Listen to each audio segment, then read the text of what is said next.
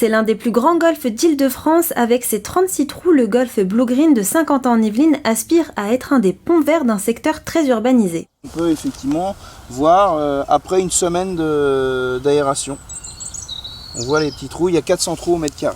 Comme 13 autres de la franchise Blue Green, le golf a obtenu le symbolique label bronze pour ses actions écologiques. Derrière moi, on peut effectivement voir des zones de ce qu'on appelle de haut RAF, qui sont des zones donc du coup non tondues, qui en font partie effectivement. C'est un dossier qu'on remplit et on met en avant toutes les actions qu'on fait pour être dans ce label fauchage tardif, réduction des phytosanitaires, emploi de méthodes alternatives, réduction des hauteurs de tonte pour réduire la consommation d'eau, tout ce qui va être finalement enclin à améliorer non pas notre bilan carbone mais notre impact sur la nature, en tout cas la minimiser au maximum et essayer de faire des choses bien. 2 étapes supérieures sont accessibles dans le futur, les labels argent puis or qui récompensent un travail encore plus concret pour l'environnement. Le label bronze, c'est le tout premier label qui dit en gros que on est conscient des bienfaits de l'écologie et par des actions assez simples que d'ailleurs beaucoup de golfs mettent en place, en tout cas chez Blue Green,